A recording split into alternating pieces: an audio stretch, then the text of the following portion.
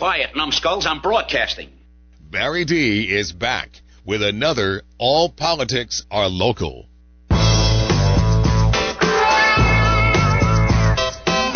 Well, it's time for another award-winning show. Give me a break. Okay, maybe not award-winning, but definitely the best show you've heard all week. That's pretty hard to believe. Would you believe the best show you've heard in the last 5 minutes? Look, week after week I come back with the news and perspective that sometimes you agree with, and sometimes it'll drive you nuts. We can't always agree, but we can always agree that I'm right. So let's just move on, shall we? But seriously, every week I bring information and perspectives to all 6 of my listeners about what's going on in Chester County and elsewhere around the world that could have an effect on your personal and business lives. And as usual, I'm coming to you live from the 17th floor of the WCHE studios at 105 West Gay Street in Westchester, Pennsylvania, in the center of Chester County. We are located 1/2 block away from the locally renowned Westchester's Growers Market, and that opens up for its official regular season tomorrow. That's Saturday, May 2nd, at the corner of Church and Chestnut Streets. It opens at 9 a.m. and runs through 1 p.m. in the afternoon there. Neither can I. Fresh veggies. I don't know. What do they get with this cold snap we've had? Anyway, there's lots of parking in the area, metered, and lots and parking garages. It's got it all there. The only thing it doesn't have is stacked. Anyway, so once you get out there, get some local goods and meet some local farmers. There's another shameless plug for a local business right down the street. Oh my God. At the board today, we have the ever-popular Eric Clambert. You know, most people don't know this, but Eric was once a Chippendale. Yeah, and but he had to give it up when he got a bit of leprosy and his business fell off. I got better. I know you did, thank God for that. Otherwise, you'd be a Ken doll from Barbie. Anyway, remember, no calling in during the show. I don't have time to answer the phone. Every week, at least one person tries to get into the show, and every week there's one lonely strobe light just blinking into eternity. And it doesn't help that we have this newfangled phone system over here that I just can't figure out. Ain't nobody got time for that. Yeah, nobody got time for that, but definitely call into the morning show. We'll be waiting for you. So what do I have this week? Apparently you can. Yeah, me too. Listen, we have Jack coming up with 5 Minutes with Jack, but he has some real stuff to unpack, and I think he's moving in for a while, so I expect he's going to be closer to about 14 minutes with Jack. I'm so sorry. No, he's got some good stuff, I swear. Then we roll right over into my in-studio guest today. That's the effervescent and famous Tom Helwig. But first, let's travel back a quarter of a century, back to when woke wasn't a thing yet. I know some people hate that term. That's why I use it. When poking fun wasn't taken so seriously and people were in a desperate search to be offended. And, you know, the most important status you could possess was to be a victim. It was way before that. So, I mean, political correctness had already been created and was expanding, but nothing like it's today. So here's where we do our little time travel, heading back to the early 2000s, back to fun ads, back when people didn't get offended and people sold, companies sold products, not messages of how you should think. So, Eric, hit it. Bud Light presents Real Men of Genius. Real Men of Genius. Today we salute you, Mr. Airport Baggage Handler. Mr. Airport Baggage Handler. Why just set a bag down when you can throw it, kick it, or simply ignore it? It's time for my lunch break. SFO, ORD, LAX. The complex airport codes are almost unsolvable. But that's okay, because thanks to you, everything's going to Tulsa. That's in Oklahoma. When comforting a traveler about a lost bag or a treasured family pet, you need only remember 3 simple words. Airline not responsible. So crack open an ice cold Bud Light, oh king of the carousel. You give us all a reason to carry on. Bud Light beer at Anheuser-Busch, St. Louis, Missouri. There is no monologue today, so we're just going to roll right into 5 Minutes with Jack.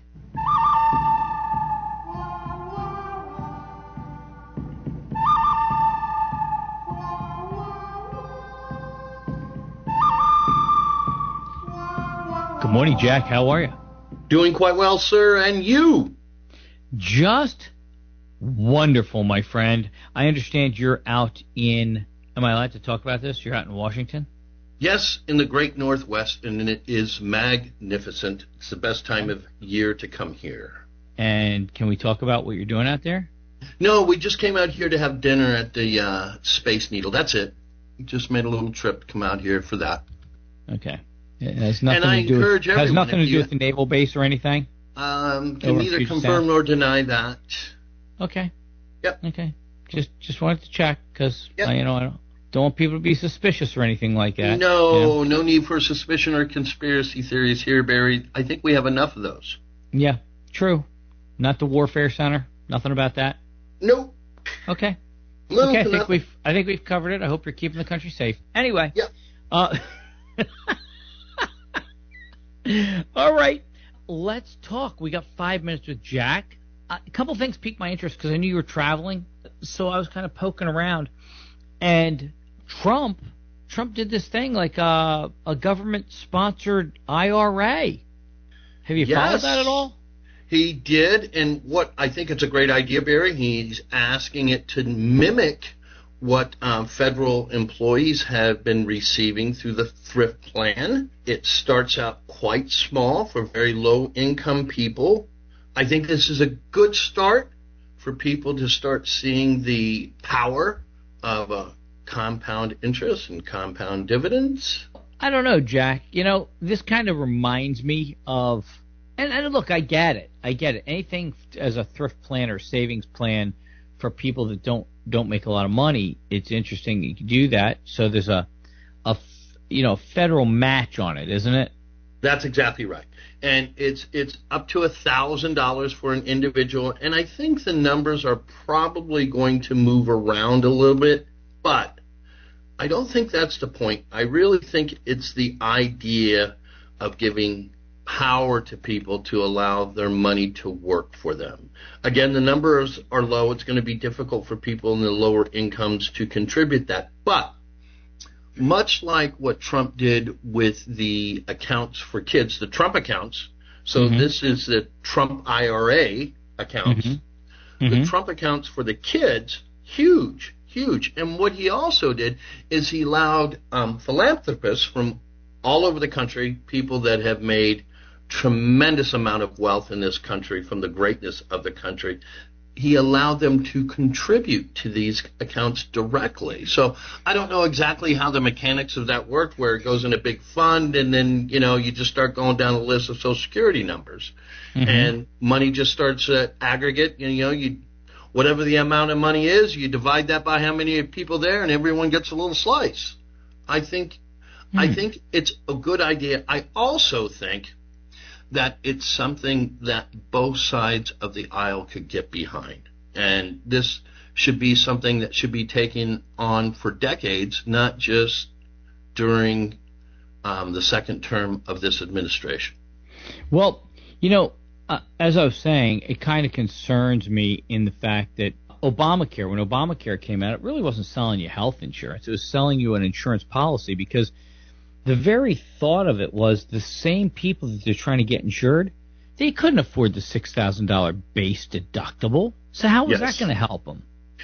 Yeah, well, you remember the early on with Obamacare, if you weren't involved in, you got penalized through your taxes. Right. So you were forced into. Well, they said we're not making anybody get it, but if you don't get it, it's going to cost you in your taxes. Exactly. And right. Everyone had to register, and then that went by the wayside. But this is a voluntary thing, unlike the Obamacare. It was forced upon people, where they were given what was the byline then? Healthcare is a right. Yeah, and you have the right to give us money. But why they took over 6% of the GDP of the country. Yeah, but here's the thing that I find funny, and you tell me where I'm wrong on this.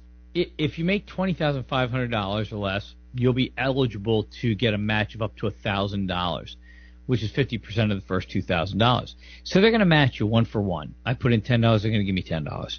Yep. How do you have an extra $1,000 to spare when you only make $20,500?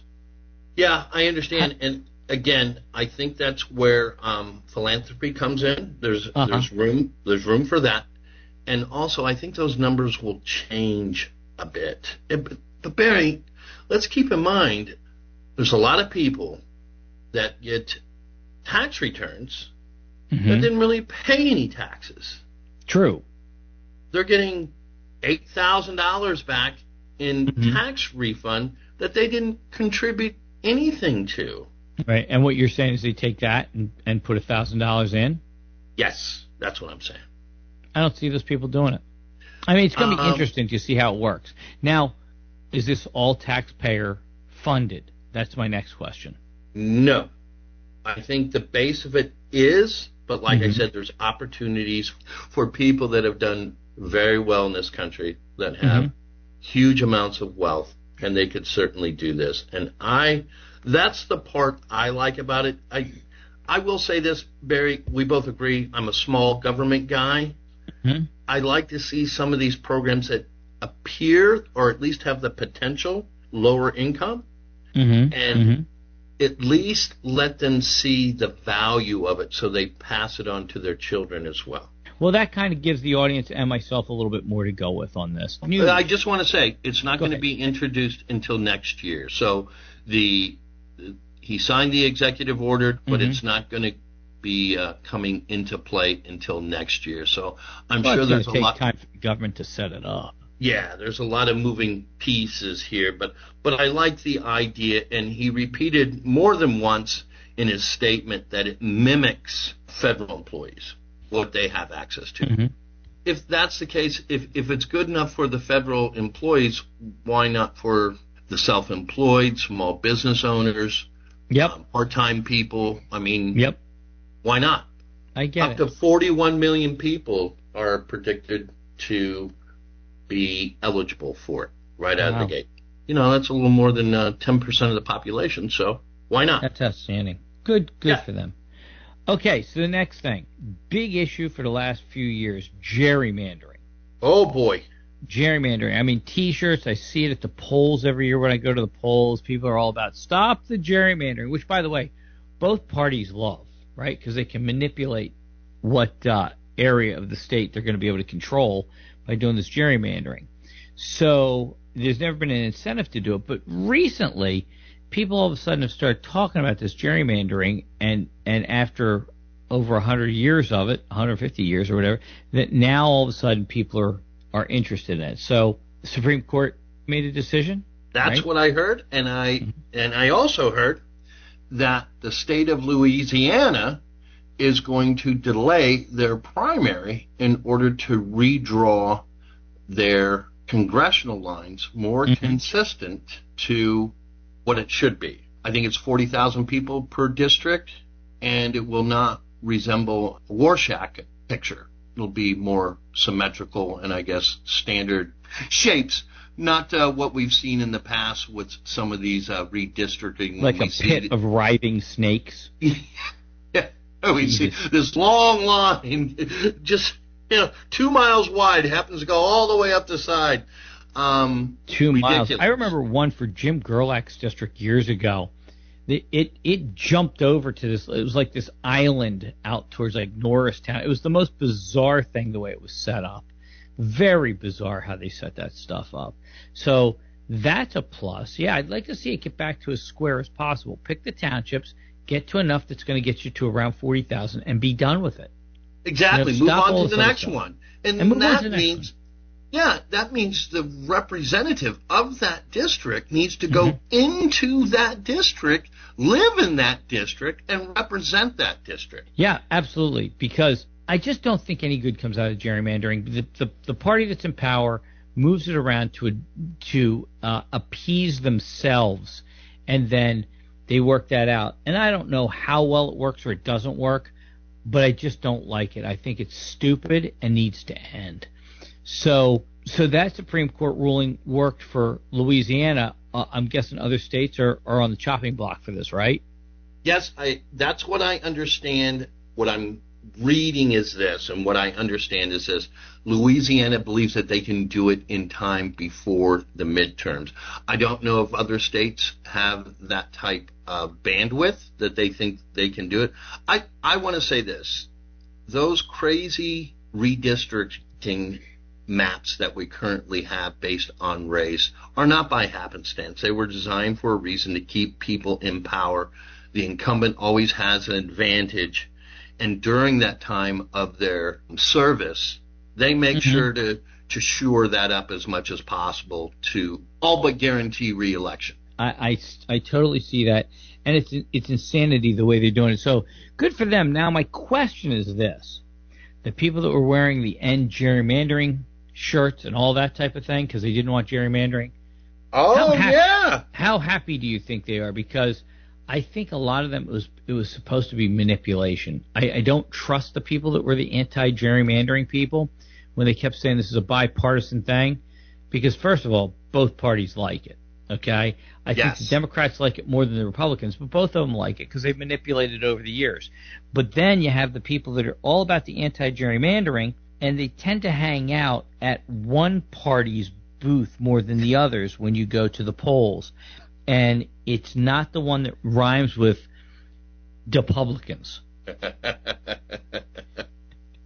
So that there is some kind of political influence, and I don't understand why. I'm not going to even try and explain it because I don't know what it was. But it seemed to me that it was more of a political move to say that we're against gerrymandering and that another party is all for it, when in fact neither party had an incentive to get rid of gerrymandering. That's the way I saw it anyway.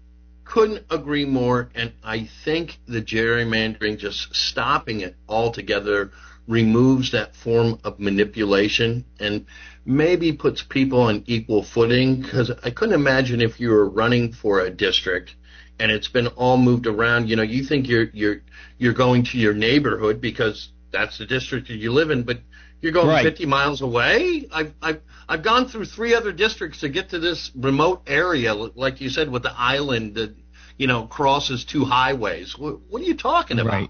Right. Yeah, I understand there was one in Louisiana that went something like over 100 miles, and it was very narrow the way it reached out and went all over the place. Now, I haven't seen the map, but I heard about it, so I don't know the facts of it. People are going to have to look up themselves, Jack. I just don't know. But I, for one, will be happy if it's gone. Block it out. Just start picking townships, boroughs, towns, however your state handles that. With us, it's townships, boroughs, cities, and don't forget villages, Barry. Don't forget villages. Pennsylvania doesn't have villages, and they only have one town. There's only one town that's incorporated in Pennsylvania, and that is Bloomsburg, Pennsylvania. It's the only official town in Pennsylvania. By the way, Hershey's not a town. It's a nothing. It's in like Upper Dairy Township or something like that. But it is not. Hershey is not even a town. It's not. Okay. It's not an official municipality. But that doesn't keep them from owning a bunch of the township. But anyway, I'd like to see it happen. It's wishful thinking on my part, but I'd like to see it wrapped up. Well, now that we have a Supreme Court ruling, let's see what happens. Let's see where the chips fall. Hopefully everyone will play by the rules. And the last thing I want to say about it is they say that it guts the voting law, and I just don't see how it does because I've read it, because I was very intrigued in that. And what I found, Jack, is that the fact is you can't write the districts based on somebody's race. Just stop. Cannot. It is not a matter of that. Just lump it all together and move on. This township, this township, this township, and this township equal 40,000 people. Okay, they're going to vote for this guy. Next group. That's all they got to do. And I think we can agree that one party has focused that race and gender and those type of statistics to draw those lines to garner support. And this identity politics stuff needs to stop. Yeah, I agree. At the end of the day, we're all Americans, Barry, and all we want is a better country, a better town, a better county, a better state, a better and free stuff. Yeah. And lots of free stuff. We all want free stuff. We're voting in free stuff every day. Of course, it's not really free when somebody's paying for it, is it? No, what you end up with is a bunch of leering centers is what you end up with. Yeah. That's right, but we'll be better educated because of those leering centers. Don't you forget. Yeah, well, it starts right there. It's in the name. That's right. Jack, on that note, how about we talk next week? Sounds good, my friend. Thank you. Thanks, brother. We'll see you. Let's hit a couple commercials from the people you should go spend your money with, and we'll be back with my in-studio guest, Tom Helwig. Barry D is back with All Politics Are Local.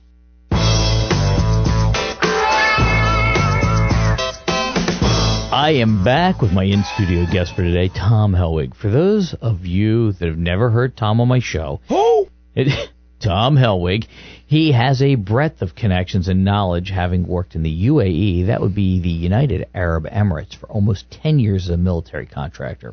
His experience and contacts range from Russia to the Middle East to Ukraine and most every country in between. With the war going on with the U.S. and Iran, there's been a lot of speculation about how it's going and how it's going to impact us, but the news has been concentrating mostly on this issue and not other parts of the world. So I'm hoping he's going to kind of cover what you're not hearing in the news. Tom, it's good to have you back on the show. Let's get to it. Thank you, Barry.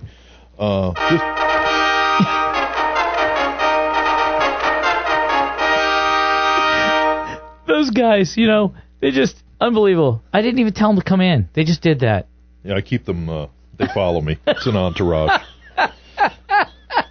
What do you got for us this week? Well, I just want to start out with a little side note. My fiancée Natalia and I just returned from Capitol Hill, where we attended the Helsinki Commission concerning Iran's support for Russia and the lessons learned from Ukraine, which unfortunately haven't been learned all that well. Right. So, start right in. We got a lot here. Russia, of course, in a genocidal war with Ukraine, and the current situation concerning Iran and the Strait of Hormuz are you much say more... genocidal. It's genocidal for them, though, too. They're pushing people. They're killing their own people like crazy, man. There's now over 1,300,000 Russian troops off the battlefield. And most of these guys don't want to be there. Yeah, well, yeah. They're just conscripted in. Some of them are conscripted, but a great many of them are paid. They're like mercenaries? Yeah, pretty much. Really? They go down to Africa and other places and grab up a bunch of people. The North Koreans of note. I guess those guys weren't really paid. I guess the government in North Korea got paid, but it didn't work out well for the individual. Yeah. Throw the fodder out there. Uncle Kim got all that money, I guess. So, yeah. Oh my God. Yeah. What we're looking at is for 4 years, there's been the ongoing conflict in Ukraine, and the Iranians, being an ally of the Russians, have supplied Russia with Shahed drones and short-range missiles that have been used every day, every night in Ukraine. Right. Well, the situation's kind of going into like a reverse flow now. Well, what's the story with the Iranians with making this stuff? What's their production like? It's considerable, substantial? But they didn't have enough since we went in and essentially whacked all those factories here at the last military go round.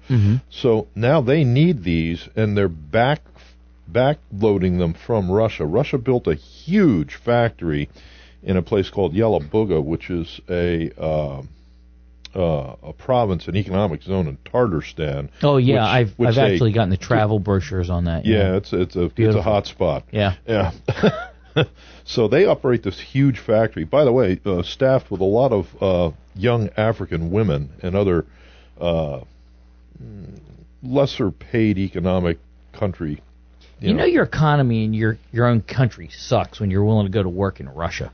Yeah, it's not good because usually if you're a man and you go in, you're liable to end right up on the front line in Ukraine. Right. Somehow that contract, which was written in Russian that you probably don't understand, right? It's not quite the contract that you thought you signed. I wonder how they snow the African people that are going up there. Well, I don't know. Oh my God! It's a considerable. Well, these people they get essentially zero training. They throw them up out on the front line, and they're just now absolute cannon fodder. The Ukrainians have expanded their drone, not to get ahead of here a little bit, but their ability in drone technology, drone manufacturing, drone implementation, doctrine, technique, They're all the of test that. beds, man. They're light years ahead of everybody on The this. innovation is unbelievable. Mm-hmm. I mean, we could talk for hours on just that one subject. Mm-hmm. The fact that the Russians are now, due to medium-range Ukrainian drones, pretty much excluded out for about 40, 50 kilometers is now the kill, what they call the kill zone. Anything that moves in that area is now targeted. Really? It's absolutely ruthless. In addition to that, the Ukrainians have come along and they have developed their own homegrown in-house long-range drones. And by long-range, I'm talking about 1,200, 1,300 miles all the way up. That's a wing drone, isn't it? That's Yes, like an airplane type thing. They ranged the gambit. I was absolutely stunned that they went all the way up to the port of East Luga, which is up in the Baltic Sea, with basically what amounts to about a Cessna 152 packed with dynamite, and flown that in and done about 40% damage up there to the oil Pop in loading a few terminal. servos and go. Oh, it's unbelievable.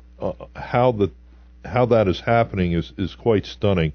Let there be no doubt, though, they're getting assistance from the U.S. as far as the ELANT goes to know where to go creep through, because these are not fast machines, to go creep through the non-covered radar areas. And they've been going after, Ukraine's been doing an unbelievable job of eliminating Russian radars. It's like number one on the hit parade. Really? Now they keep it. Do you know if they're keeping it low altitude, down like 300 feet, keeping it down? Not just the drones, but just the other day they did a MiG-29 bombing raid on Kursk, which is a province of Russia that's an oblast, they call them, next to Ukraine. They managed to get 2 or 3 drone node centers, which eliminates the ability for the Russians to use their drones on Ukraine, command headquarters, and a few other unspecified military targets, wiped them out by utilizing an old Soviet aircraft paired up with a French hammer bomb, which is essentially the same as the United States JDAM. It's a dumb iron bomb that you put a nose cone on and tail fins on, and it goes and tracks and flies to the target. Yeah. Pinpoint accuracy. And these are substantial munitions. You're talking 500,000-pound warheads. So these are serious things. But they managed to fly that old aircraft through the radar zones because they know the radar coverage is getting really depleted. So that's been a positive thing for them. We should have been learning from the drone technology. The Ukrainians have come up with anti-drone drones. Yeah, they're the specialists. Which is just incredible. Which is now the Israelis are starting to do that too. Well, partnership between Ukraine and several countries now, to include Japan, they're interested, Taiwan, signed multi-year contracts to share technology, and the Japanese are sharing production now. Nice. So the Ukrainians are looking at something on the order of, I believe it's 5 million drones produced this year. Wow. Oh, it's insane. The numbers are crazy. To bring this back into context, what we didn't learn, we lost a $1.2 billion radar installation to an Iranian drone. Yes. We lost a $750 million AWACS aircraft, 1 out of 15, to a drone in Saudi Arabia. It was parked in Saudi Arabia. Value of the drone? Pardon? Value of the drone? Oh, maybe $20,000-$30,000. Exactly. I mean, this was a long range. The long range drones are much more expensive. The anti-drone drones to shoot down the $30,000, $20,000 drone run you about $2,000, and a high effectivity rate and scalable production. So now the table has turned. When you're losing billion-dollar assets to $30,000 drones, that's not good. You can't be shooting those down. The 30,000 drone shot down with a $1.2 million Patriot missile, that doesn't make economic sense. It's not scalable. No, not at all. So those are some of the things. But Northrop Grumman likes it. I think it's Raytheon. I'm sorry, Raytheon. That's right, Raytheon. Buy your stock in Raytheon. That's It's right. looking good. We're looking also at the Russians being forced out of Africa. They've been taking a beating there. Recently driven out of Mali, where they had the old Wagner group, which was now, since that didn't work out so good with Prigozhin. Yeah, Wagner, when he tried to take over. Yeah, that didn't what work was he? out. He was a former general. What was he? He was a former He was a hot dog salesman.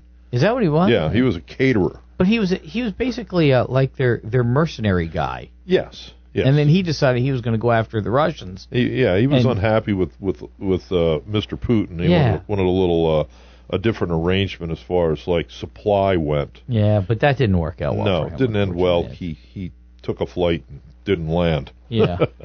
So dangerous stuff there. Crossing Putin never looks good. Exactly. I tell you what, why don't you hold that thought for a second? We're going to jump to a commercial and come back with more of this. Barry D is back with All Politics Are Local. Alrighty, I am back with Eric and Tom Helwig talking about what's happening over yonder that's going to impact us eventually. We've done some talking about Ukraine and drones and the technology, which is going to affect us. I mean, drone technology is coming light years ahead of where it ever would have been. And It's pretty hard to believe. yeah, you would never would have thought 10 years ago, you never would have predicted something like this. But necessity is the mother of invention. Wouldn't you say that, Tom? Absolutely. When your life depends upon it, you're going to have to do it. Yeah, exactly. So now, let's jump, since you still have a lot of relationships in the UAE, in the middle of oil country. What do you got going on there? Well, the big news there right now is, as of right now today, the UAE has officially pulled out of OPEC. Gone. Today is the day. Gone. They're Bye-bye. done. Yep. So you might ask yourself, since they were one of the three founding members and the third largest producer, Yep. why did they decide to do that all of a sudden? Well, there's been a disproportional attack by Iran on the UAE. Well, they're part of the Gulf states. Yes. All they got to do is go to the Gulf states and go, hey, hook a brother up. We need some help here. They tried that. It fell on deaf ears. Really? Yeah, so nobody wants to touch anything, do they? No, we're all together till you need us. Yeah, and then it's like we can't be bothered. But it's like when your relative dies and people go, just call me if you need anything, and then they're walking away going, please don't call me, please don't call me. Yeah, once the will's read, it's all over. It's all over. Same thing. Yeah, once that goes through probate, it's finished. Completely orphaned now. Yeah, bye-bye. So UAE, just to give a couple of quick numbers here, they were hit by 26 cruise missiles, 2,256 drones. And they had Tom Cruise jump off the Burj Khalifa. And it didn't help a thing. Didn't help a thing. They didn't stop anything No. with that. At any rate, they've been disproportionately hit, so they've decided it's time to hit back. So this is now producing a slight rift, as one might say, between Saudi Arabia, which is the main leader of the OPEC group. Now we're splitting off. UAE is set to probably double production of oil, and remember, they were the third largest producer. Yeah, they were running between, I want to say, 3.5 million and billion. Million barrels a day. Yeah. And I think their production, I think their target is a little over 5. I think 5.5. Yeah, and they can do it, but they were throttled back because the cartel greatly restricted them. Absolutely. There's a lot of money to be made now because Iran's down. Well, the other interesting thing about this is now that this has happened, there's pretty much a clean break between the UAE and Iran. Iran was the most heavily sanctioned country in the world until Russia invaded Ukraine. And believe it or not, they laundered the vast preponderance of their money through the UAE. Oh, through their banking system. Yes, they have a huge banking system. Yeah, the UAE banking system is it makes the Swiss banking system look I was gonna rigid. Say, they're the Swiss of the Middle East. That's what they've done. The day I left the UAE, I cried harder over that than anything that my UAE bank account was closed because I was no longer a legitimate citizen there. Right. I'm still upset about it. I'm like, I went back. The banking there was amazing. for the customer, that is. So they're cutting off all Iranians kicked out of the country, all people of UAE passport holders out of Iran. Everything business-wise is now being shut down, and there was a huge amount of banking business and other things, cross Gulf business on that. So they're going to, this is another, in my estimation, another mistake by Iran. They've now cut off even more of their ability to have a solvent economy, and that's probably going to go down the tube here. Right. They didn't count on the blockade of the blockade. Right. That's really a bad thing for them. Well, yeah, whatever they do, we can do better. Well, there you go. It's like you close off a street here, but I closed it off a block and a half before you're closing it off. They thought they were just going to continue to do business while no one else could. Wrong answer. Right, right. We've pretty much turned the screw down on that pretty hard. Unfortunately, all of this takes time, and the time. Personally, I'm driving a diesel car, so $6 a gallon for diesel is not exactly what I'm happy about. But I'm pragmatic enough to understand that I'm going to take a short-term beating, because when this opens back up, and the street will open back up and oil will again flow, sure, the price is going to drop lower than it even was. Oh, yeah, it's going to drop. Because we're not going to have that problem. We're going to bring back all of this to the table. And the other thing is, our country is steeped in the history of freedom of navigation on the oceans. Essentially, we had a second Revolutionary War, the War of 1812, over freedom of navigation, essentially, and among other things. Right. So, Iran does not get to claim the Strait of Hormuz is there any more than we get to claim that the Panama Canal is ours, or the Malaysians can claim the Strait of Malacca. It's not going to work. The world will not tolerate that. Nobody is on board with that. The question is, what are the allies gonna do to help out here? I mean, I see all the heavy lifting being done by the United States and ultimately the United States taxpayer. Well, it's been that way with NATO. It's been that way with a lot of things. As long as somebody else is willing to pay for it. Trump is actually right when he talks about, hey, you guys got to pay up. As a taxpayer here, I'm unhappy with everybody, being slackers. But on the same note, I think it might be time for a little bit of carrot and less stick. We've been beating up the Allies pretty hard, and understandably so. There are legitimate grievances there.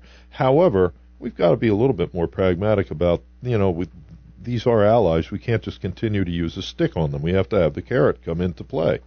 So we'll see how that works. The administration still seems to have the riding crop in hand. So we'll find out. But we're going to need these people to help us police the strait over there in the Gulf for sure. And we also saw the issue with the Bab el-Mandeb Strait with the Houthis. Now, of course, that's all going to go away because the Houthis got all of their supply of missiles and drones from Iran. So hopefully that'll pinch all that off, and that'll eliminate things. But we have to understand that there's really not going to be a ability to stop all drones and all missiles in any of these straits, Strait of Hormuz or the Strait Oh, of yeah, there's always going to be stuff that's going to get You're never going to get it all. Right. And all it takes is one, and now you got a giant oil tanker floating around causing an ecological disaster. Right.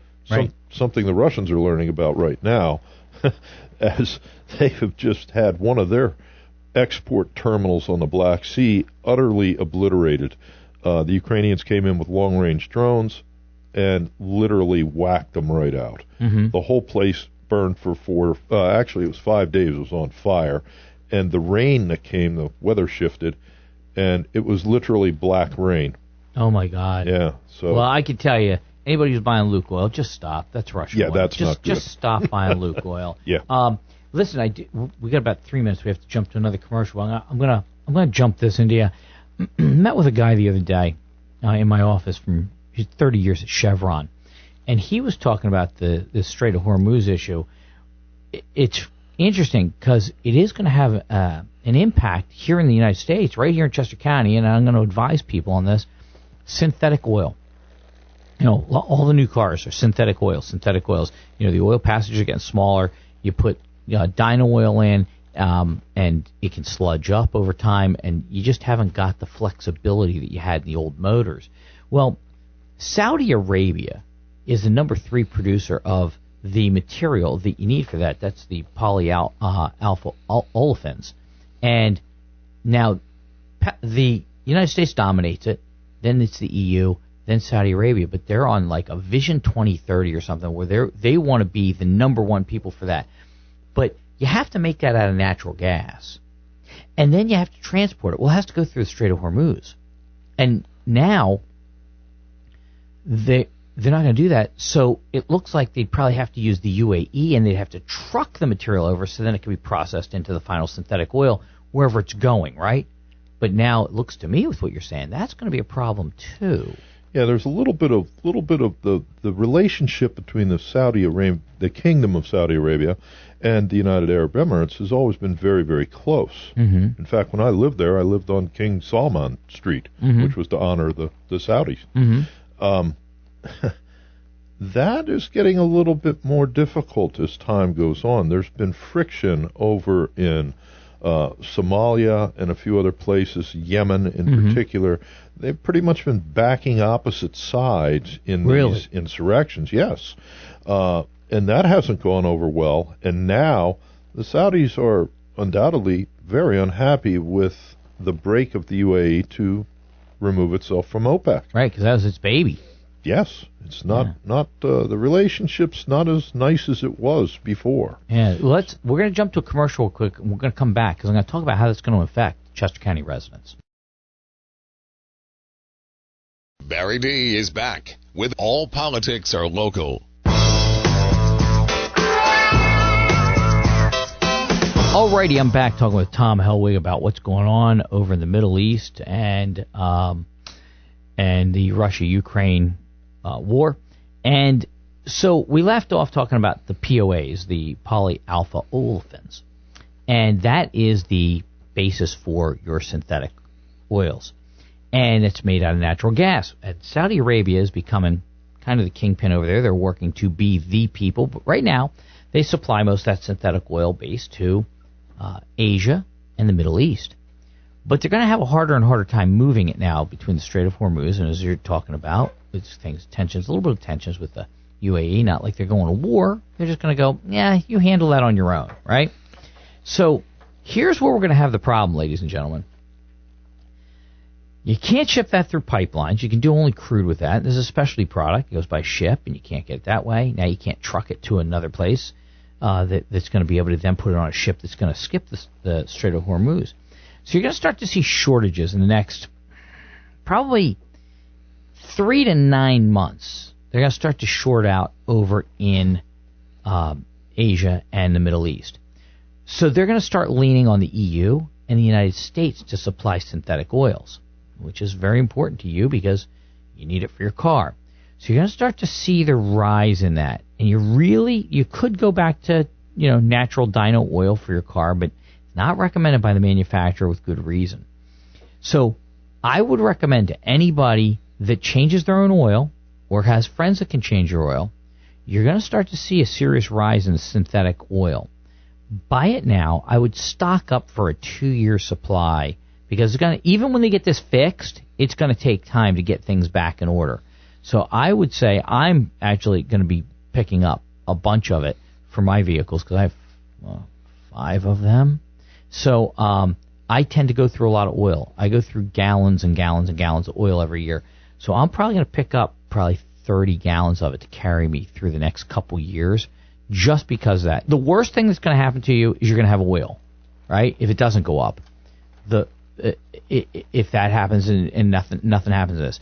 But the actual worst case scenario is it could more than double in price. So it doesn't seem like a lot, but it's something you can hedge on for something like that. So it's a good idea to try and pick something up for, yourself. If you can do that, because you'll save some money in the long run. The oil filters, you don't have to worry about the oil filters. You can buy them at any time. But the oil, you're going to want to do that. So just a thought, because recovery is going to be a couple years if this happens. Okay, back to you, Tom. I'd like to bring up one other thing here. Had a meeting with Senator Fetterman, and I was pleasantly surprised. He was very switched on. Of course, he was part of that Helsinki Commission himself there. Oh, really? So yes, he was part of that. Mm-hmm. And he was very, very switched on. And he asked, since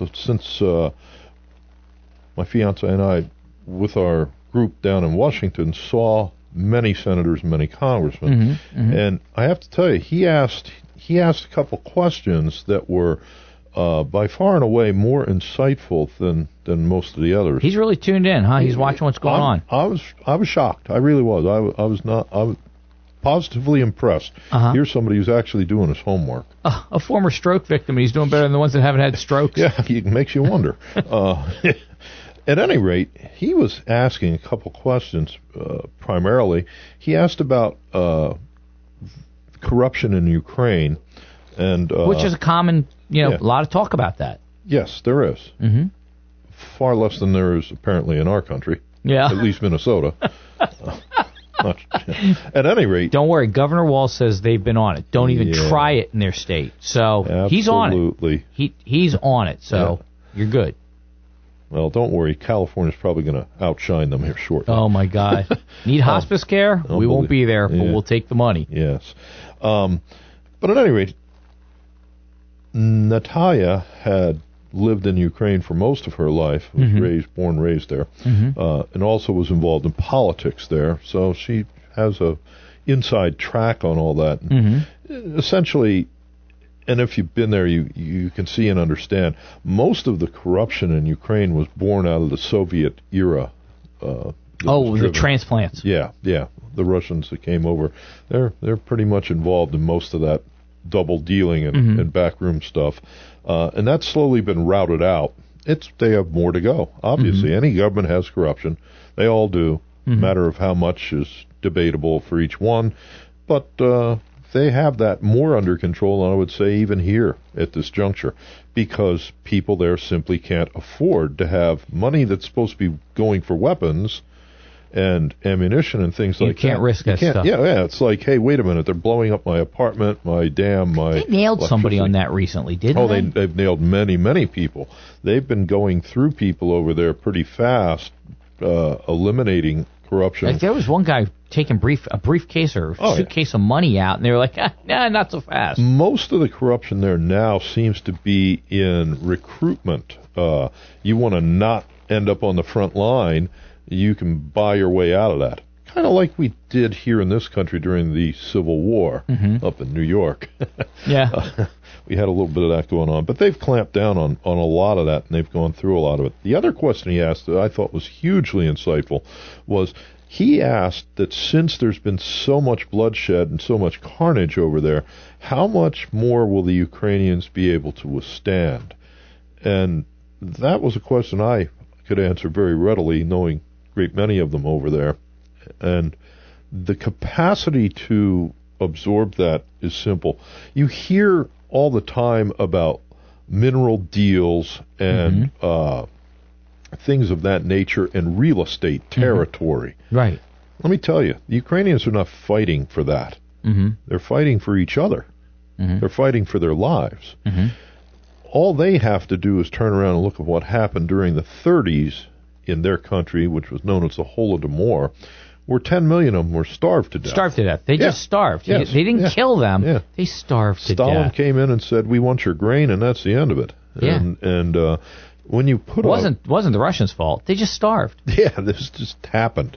So when you had that, that's still in the memory over there very well. They're not going to go down that path again. They're not going to have it. So they're going to fight to the death, every last one of them. And I know several of them, and that's, well, more than several of them. I know quite many. Well, they either fight to the death or they die. That's it. There's not a lot of choice, which is why the drone innovation has been what it is. They don't have a choice. They either innovate and get this right the first time, or there is no second time.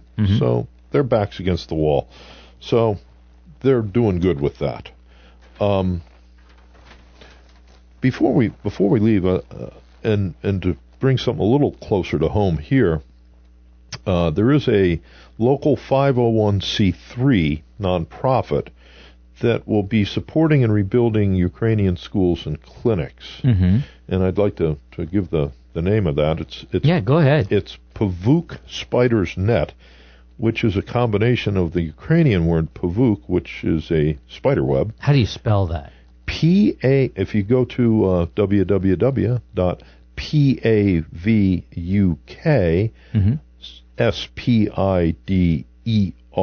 SPIDERS spidersnet net.org. Okay. You PavukSpidersNet.org. Yep, PavukSpidersNet.org. Okay. Is on the web there. And how do they collect money? How do you do it? There's a website you can just click and goes in. Okay. And this happens to be, as a 501c3, the money has to be actually accounted for and looked at, that it's not going to go in the wrong direction. Here locally, we have local people right here in Chester County that are running that, and over on the Ukrainian side, we have trusted people over there to make sure that disbursements over there, because there'll be disbursements there to buy books and make sure the lights are on and things like that in these clinics and schools. Because if we don't take a look at the civilian end of things for rebuilding, if we don't, we're going to end up with World War I, which gave us World War II. Exactly. World War because II, they were devastated, and then they were left to their own accord. Exactly. And they were just World War II came along. We finished that up. We learned, and we started the Marshall Plan. We rebuilt Germany and Japan, and now they're great countries. Well, Tom, thanks for everything today. I greatly appreciate it. I hate to tell you, I have to bring this to a close. Oh, no, you don't. Oh, yes, I do, Tom. You really changed your voice a lot there. Listen, I'd like to thank Jack for his weekly 5 Minutes with Jack, and Tom Helwig today for coming on and talking about OPEC and what's going on over there.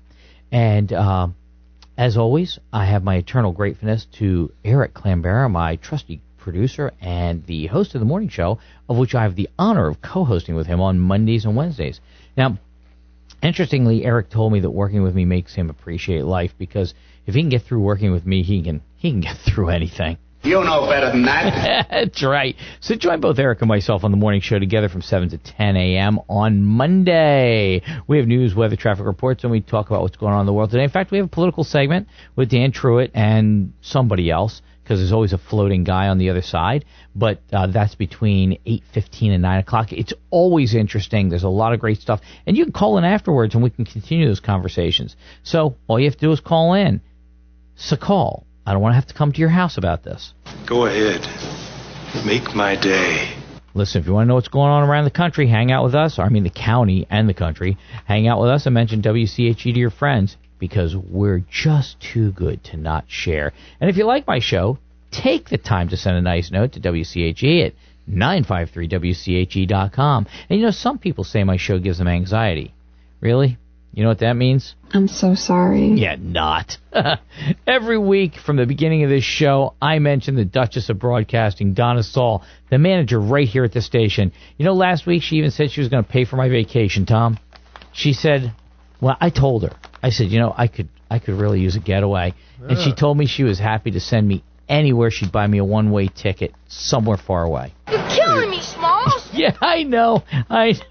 Listen, be sure to like and follow the WCHE Facebook page, where you can keep up on what's happening around the town and the county, and you can catch my updates and videos on my Facebook page, WCHE All Politics Are Local with Barry D, and my YouTube channel, All Politics Are Local with Barry D. Today's intro and outro music comes from Bob Seger, the one and only Bob Seger, with the song Come to Papa. This song was from the 1976 album, which was huge, Night Moves.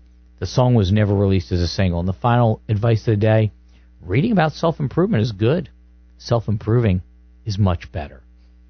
I'm Barry D for All Politics Are Local. Thanks for listening.